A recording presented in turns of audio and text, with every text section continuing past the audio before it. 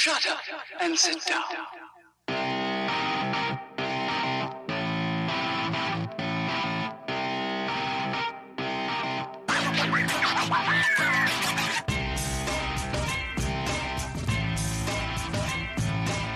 Welcome to the Bricks King podcast, where I'm going to bend your ear about Lego, review those amazing bricks of plastic, and discuss what is new and up and coming around the Lego world.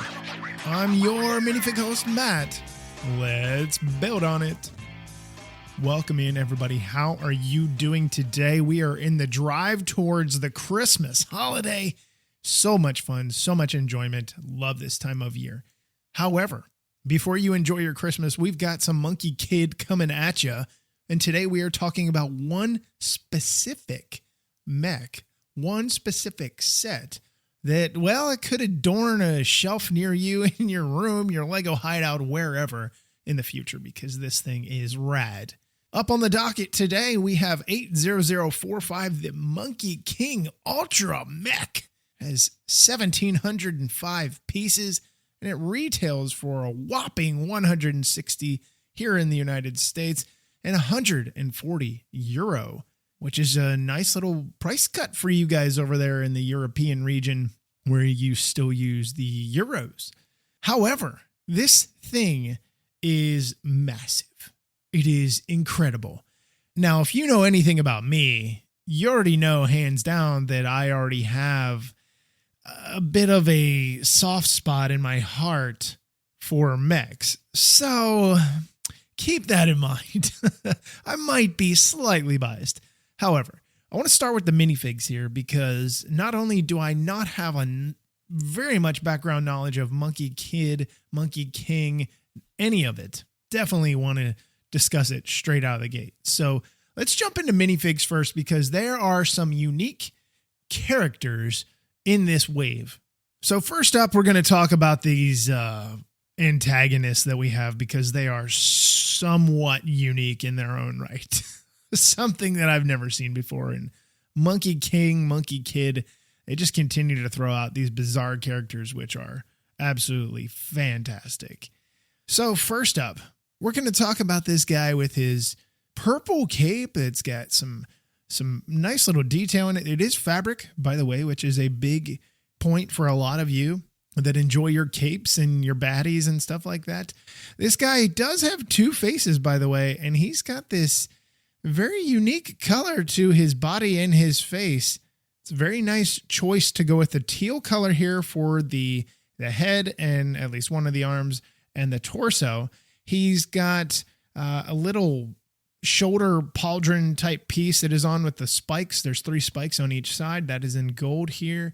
He does have the dual faces. He's got one face where he's got a few teeth showing, and then the opposite side, he's got like all his fangs hanging out, and you know, he's gritting his teeth almost in a way. Then we move to this giant, bizarre looking hairpiece. If I'm not mistaken, we've seen this before. Think of a lion mane on a human head, or a minifig head in this case, being swept back, and just little kind of like forward-facing ponytails, pigtails on each side that he's got hanging down here for his headpiece. So it is a nice, unique character. All I can think about is, man, there's so much that you could do with this. Like this is almost to CMF, collectible minifig standards here. I mean, it really is. He comes with a sword as well. You do get a package of different types of pieces, kind of like we've seen with Ninjago in the past. You see it with some other waves from time to time, but they are different pieces. These are all in gold of different types of weapons and such so that you can use for different things. In this one, you do have his big old blade that he's got going on here. He does have the Star Wars lightsaber piece that they use for the hilt of it. And then there is a little black candle flame that is on the bottom for some decoration. He does have black legs. There is some printing that is on the front, and there is printing on the back. You don't see the printing on the back because of the cape, but all of the printing looks really nice. You've got some gold with some purple, and it really prints well on these colors. Up next, we have another minifig here. This guy's got golden wings. The solid golden wing piece that you put on top of the peg on the torso of the body. So he is of this super duper light blue color, like that aqua blue color that he's got going on for his torso, his arms, and his head. He has a beak. Yes, this guy has a beak as well under his face, or on his face attached to that neck piece as well. Moving up above that, and all you see are his angry eyes. He's got some red eyes and he's got a whole bunch of lines on his face. He's just an angry fella. Then up above that, you have a 1x1 round stud that has a hole in the middle that also has the hairpiece that is coming out. It looks like at the end of it, it looks like a braided rope that you have coming out the top. That is his hairpiece though. And then he has black legs. They are adorned in purple. I do like it because you get toe printing here on these minifigs. I guess it's supposed to be their toenails, their claws, whatever. So you do have that. That is always nice to have that kind of printing. But you have the purple and the gold that are on the chest and on the legs as well. He does have printing on his back where it looks as if he's wearing a kind of like a yellowish gold belt around the rear, but it is a belt-ish type deal, but you can't really see anything else on the back, which is unfortunate because it is pretty good. His weapon comes with a spear and a little dagger that is attached to the spear. Then we move on to the last bad guy here who's got maracas of danger, I guess. These are pumpkins, not orange pumpkins.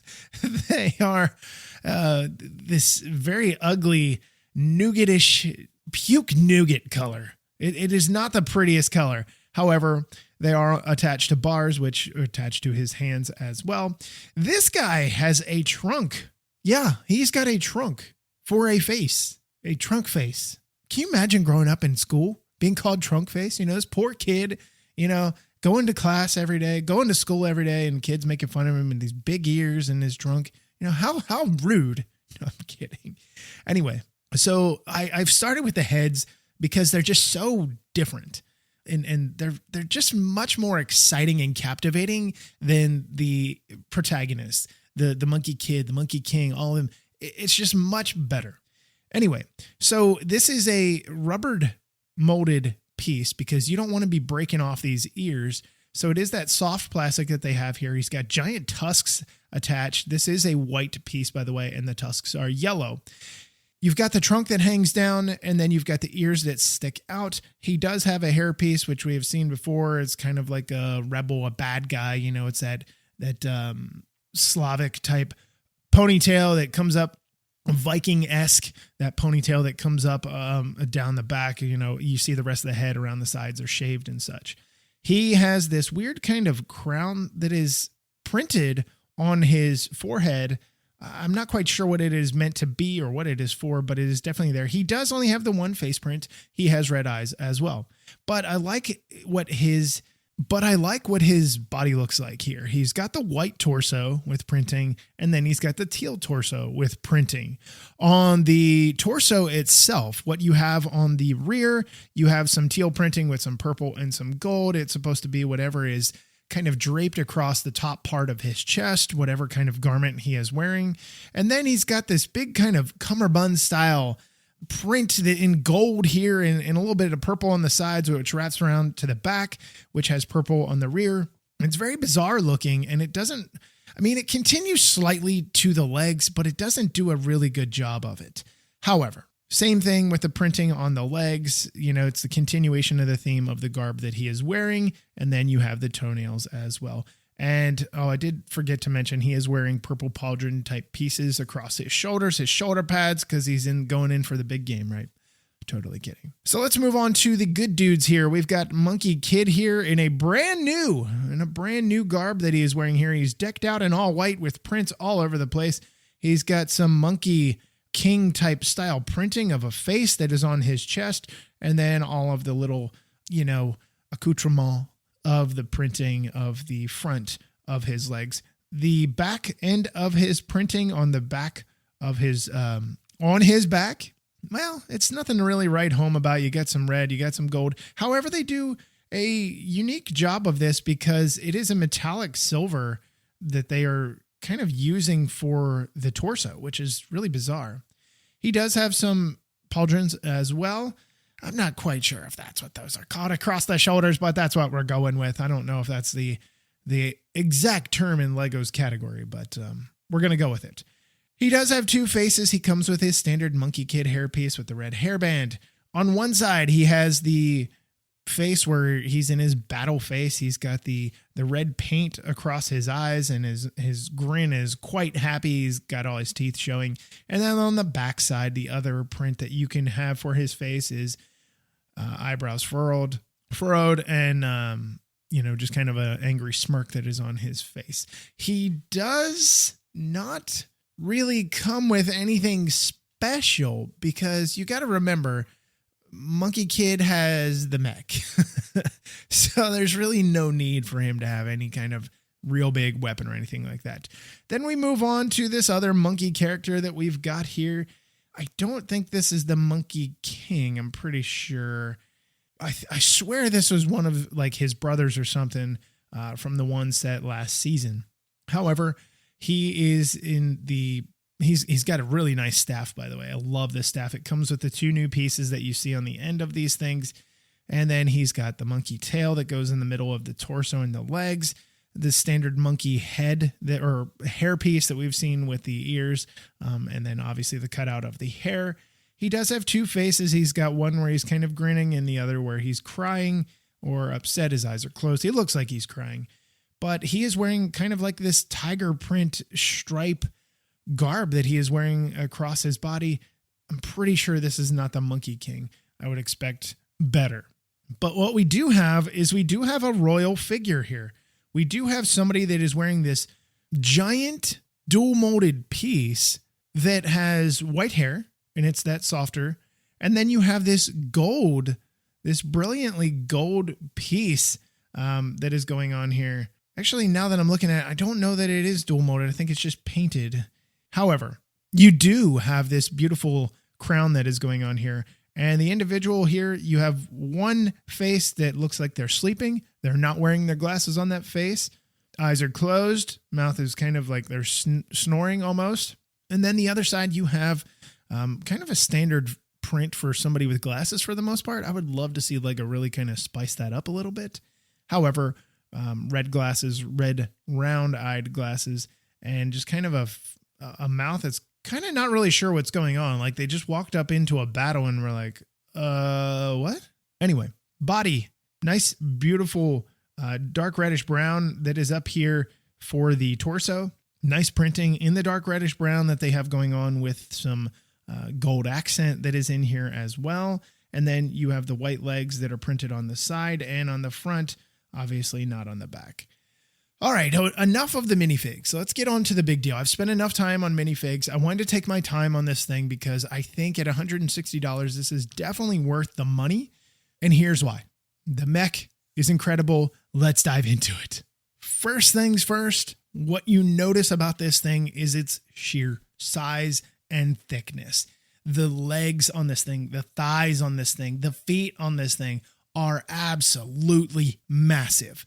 They are definitely rivaling some of the other larger mechs that we have seen with Monkie Kid and Ninjago in the past, and they just continue to get better, in my opinion. However, majority of the build, obviously, is your mech. That's where all the parts are going to. I mean, you've got what?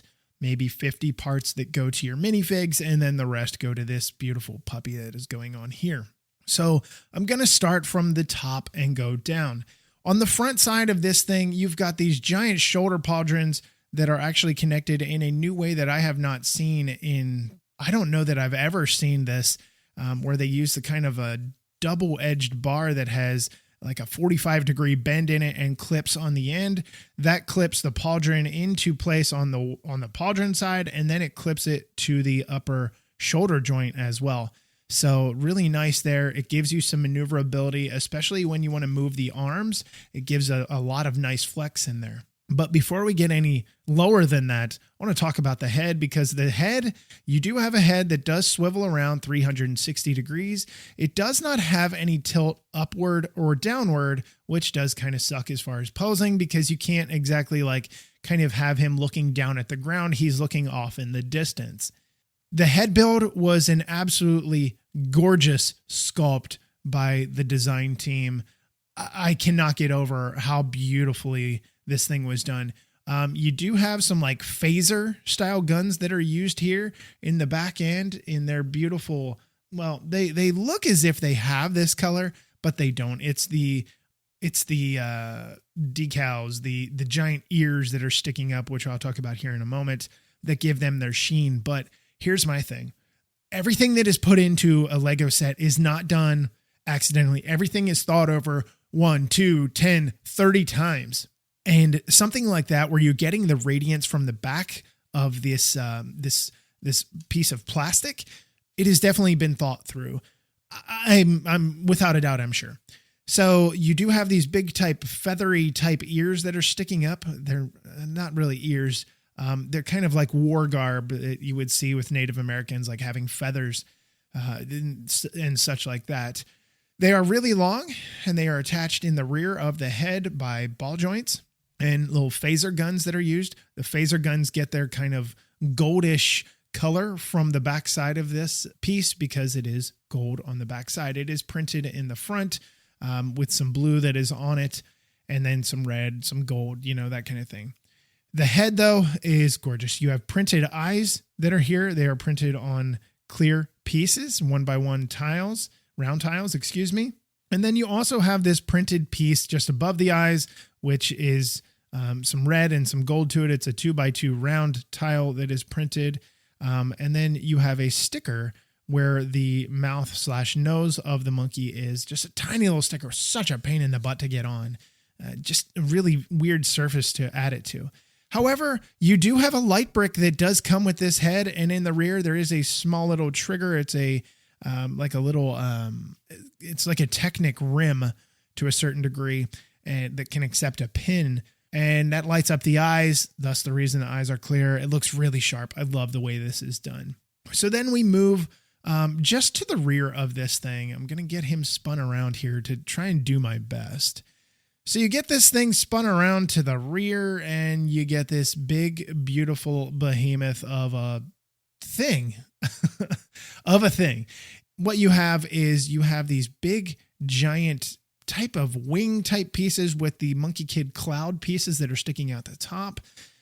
These are built on a Technic frame. There is a little bit of flex to them, but there is no real maneuverability other than the ball joint to kind of move them up, down, or swivel them around. Other than that, there's really nothing else that you can do. It's just basically however you want to pose it to be able to get whatever design or pose you want specifically for this. Now, I do have it in a different form because there is another piece that does attach to this, and I will talk about that a little bit later, but I wanted to make sure that you guys understand where the base is and everything like that in here. There are some clips that are on the back side of that, in between where those printed type weird wings, I don't want to call them wings, whatever, feathery, the plastic. Yeah.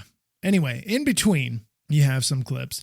So just down below that, you have his tail, which has a bunch of ball joints, nothing super special there.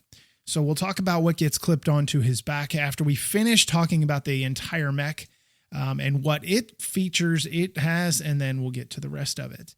So back towards the front of this thing, because the back is the back is really not very pretty without the other parts on. So there's a lot of painted gold that is in this entire mech. By the way, I'm not going to stop and say, oh, here's painted gold this time and not this time. However, so we've talked about the head. I told you the head did not tilt up and down, and there's a reason for it. It has to be locked into place because that is attached to the chest assembly that opens up to allow Monkie Kid to be able to get inside to control the mech. Inside, there's really not anything of really any great value. He's got two little joysticks that he is using to control the mech. And then from the inside looking out, he has a sticker on a clear window piece that is his heads up display or his HUD. So it's real simple to be able to put your Monkie Kid in there. However, I will tell you that entire assembly is very heavy, so do be careful when you open it. You don't want to just let it fly back. Mine did not come unclipped, but you definitely have to be wary when you're messing about with it.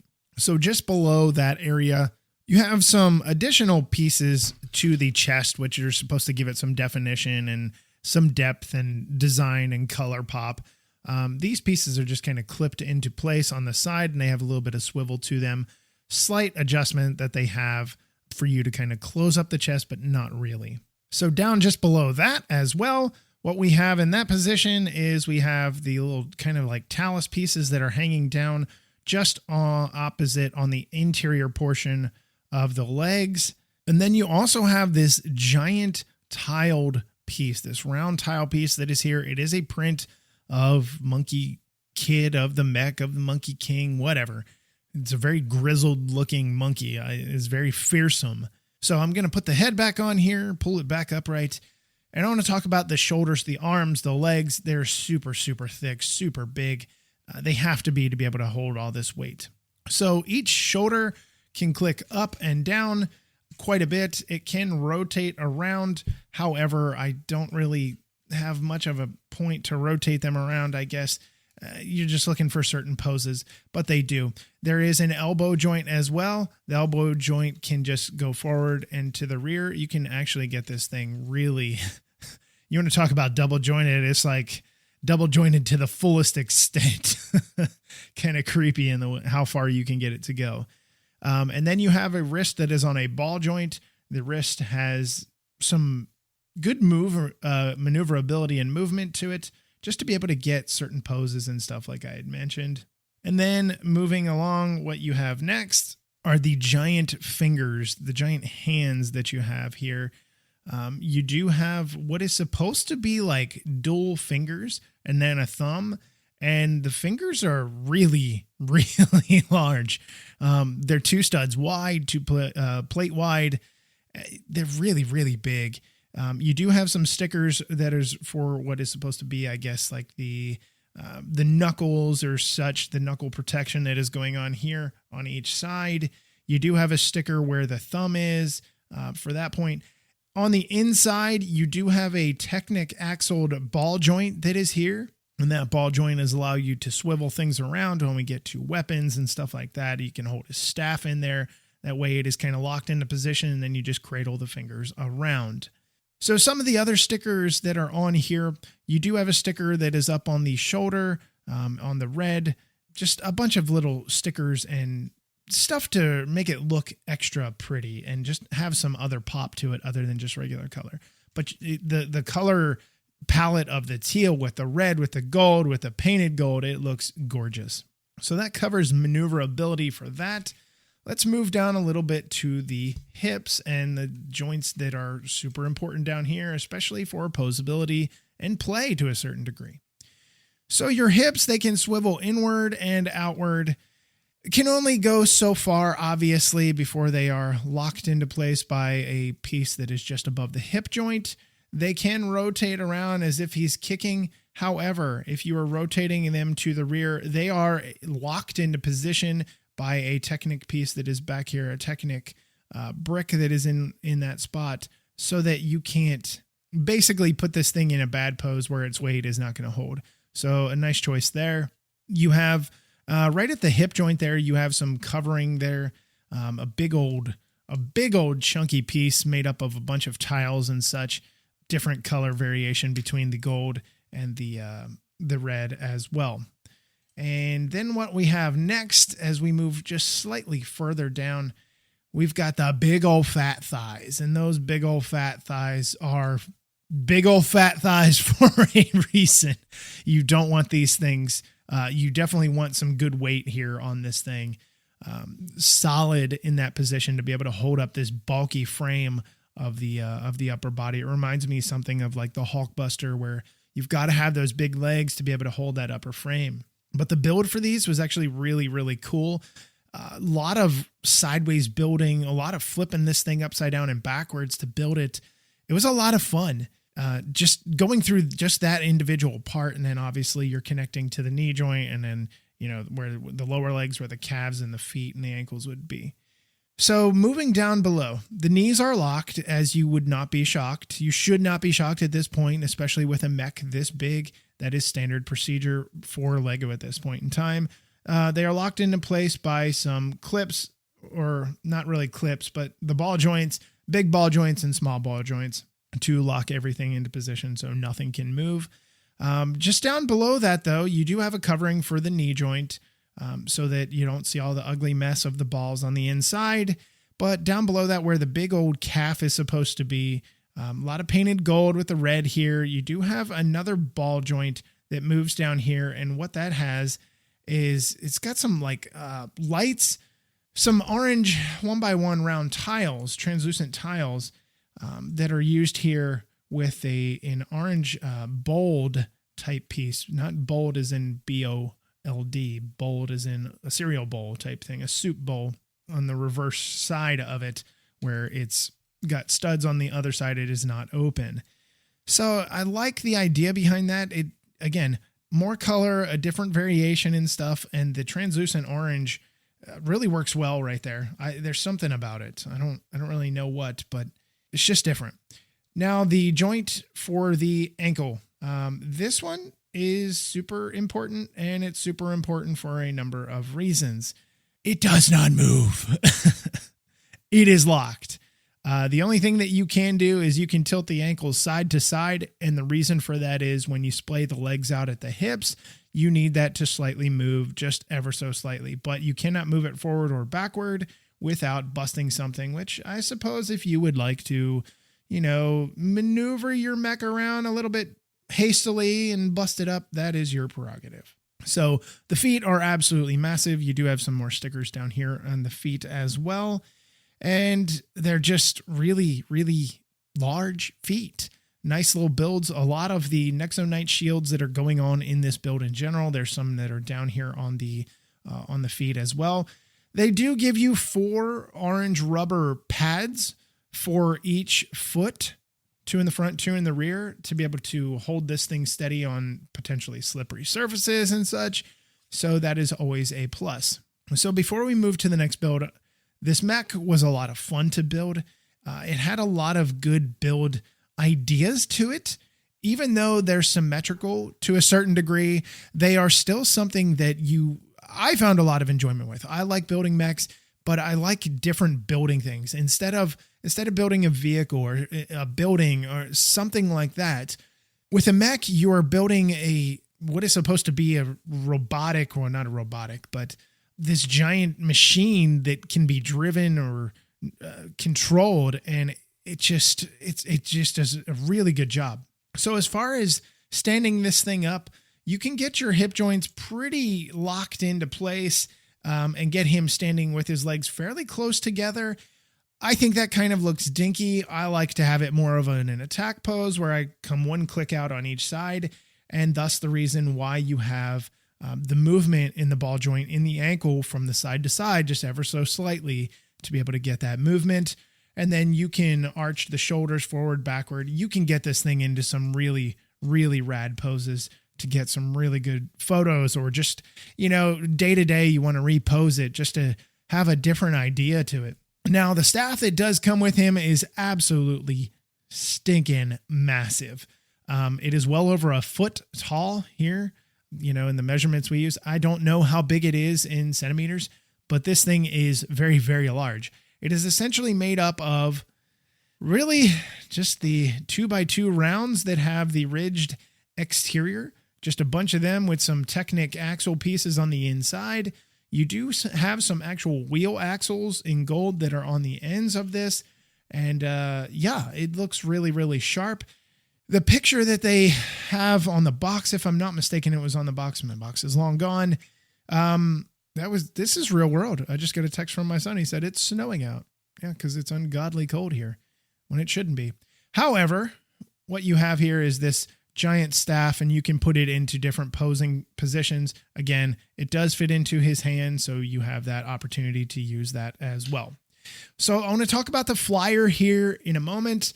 And explain how that does connect to the mech because it is super important. So this giant flyer, this is included in the box as well. It is something you can have standalone, or it's something you can attach to the mech. It is completely up to you and what you choose to do with it. But it is an actually pretty good mech. This could be in a box in its own, and frankly, it wouldn't be that bad to be in a box in its own. I don't really need all the other things from this to add to the mech. They could have used another 100 pieces and just tightened up the back of the mech and I'd have been fine. However, again, I don't have any issues with it. What is really neat in this is you have those giant sword pieces in gold here. These are new, if I'm not mistaken, or I shouldn't say brand new, but they are newer.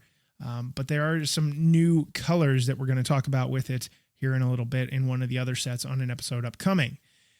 So what you have here is this giant flyer. You have 2 of those sword pieces in the front, 2 on the sides that are supposed to act as like wings.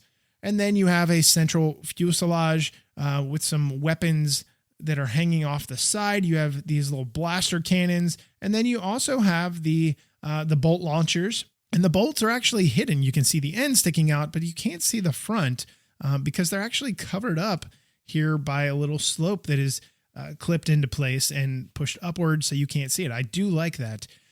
The cockpit, inside the cockpit, you do have a spot for your Monkie Kid to sit or any other character that chooses to drive this. And then you do have a red canopy, the trans red canopy, the newer canopy pieces that they're using, some stickers in here as well. And then up to the rear of this thing, you have 2 central engine output units. And these are essentially just, orange on the rear end. It's supposed to look like flame. They are on ball joints. There is a reason they're on ball joints, and it is not because of this, but they are on ball joints so that you can maneuver them around, maybe, adjust how you're flying through the air or such.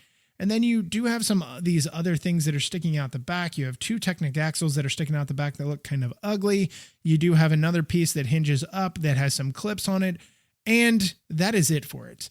This is essentially something that is attaching to the mech. It is its own little flyer, which is nice. You can imagine in battle, maybe there's something happened to the mech and this thing busts off. It's very Power Rangers-esque, which is, I'm not shocked, but I like it. So how does this attach to the mech? Let's go ahead and jump into that. There are a few steps that you have to break this thing apart.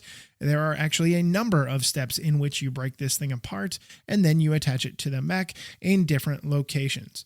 So first things first, you have to break off. I know, it sounds weird. You've got to take apart your flyer here. So you take off the front part that has the dual sword type pieces that are in the front. You take that off, and you're going to eventually use that. But you're going to take apart some of the other. You're going to take off your side swords that are supposed to be your wings. Then you're going to take off the little assembly that has your bolt thrusters off the main fuselage. So then you're left with a few different pieces. You're going to take those bolt thruster assembly pieces, and then you are going to add it on top of the engine area, clip it into place, and then that thing is going to go on his back in a moment. But before we do that, the very front of the thing, the flyer, that is going on his left arm that gets axle pinned into place, and it looks even more menacing than what it did. The other 2 sword pieces go on the rear end of his, just to the rear of his hip joints. And now the giant assembly that you had grouped together that has, the bolt shooters and stuff like that, that is going to attach to his back. There are 2 Technic axles that go into his back,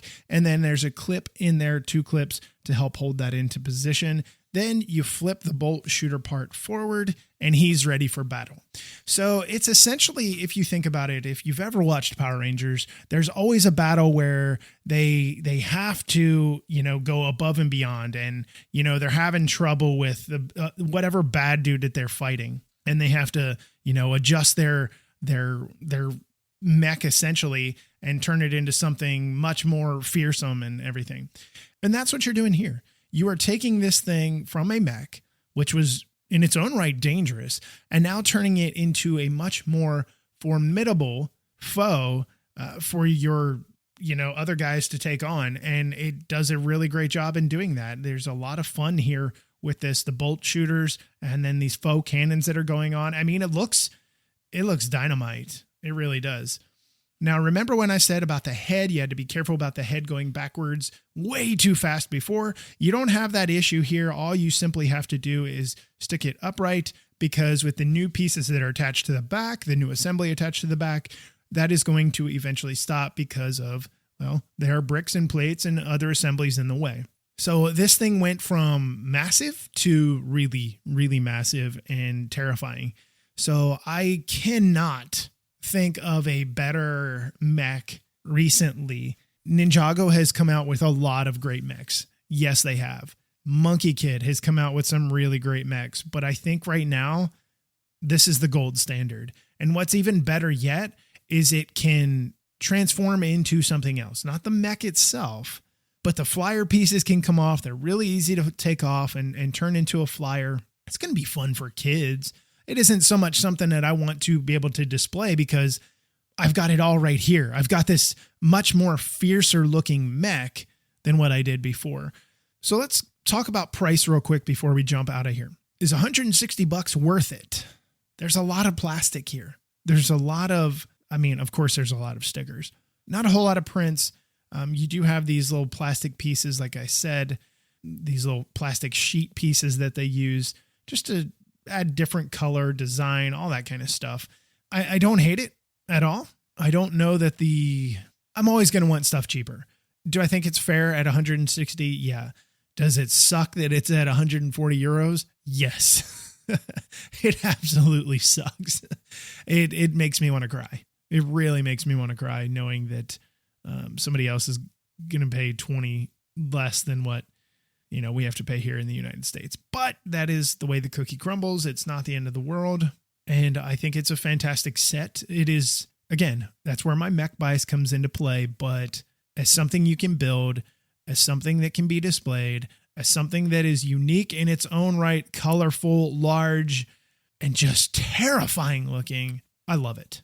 There's really not a single part on this that I was not a fan of. Oh, other than the big tile that we talked about in the front with the print of the monkey, the grizzled monkey king or whatever monkey face that is, the battle monkey face. The only issue I have with that is the way that it is attached. It is attached by a 1x2 plate with rounded edges that has holes in the center where the studs are. And when you're maneuvering this thing or whatever, it has a tendency, depending on how you grab it, because you want to grab things from the center, right? That is where the most sense. Everything's rigid. Gravity-wise, that's where you want it. The center of gravity, everything is right there. And I tend to knock it off a bunch, and it became frustrating at some point, especially when I was trying to go through build it. It just wasn't the easiest thing to be able to do, especially when you had these little flap pieces that are hanging down the side on the inside of the thighs. However, I think it's a great set. I definitely think it is going to hold its weight. I think this thing will fly off store shelves come January 1st. And I hope you guys check it out, potentially. Some cool parts in it for you part people. Obviously, you're going to be like, I'm not paying $160 for it. However, really good stuff. So that's going to wrap it up. We've got Monkie Kid coming up behind that, and Ninjago, and City, and Modular. So I'm going to try and put everything out fast and furious before the end of the year so you guys have an idea to get an idea of where you're going to throw your pennies come the beginning of the year. So until we meet again, I'm your minifig host, Matt. Let's build on it.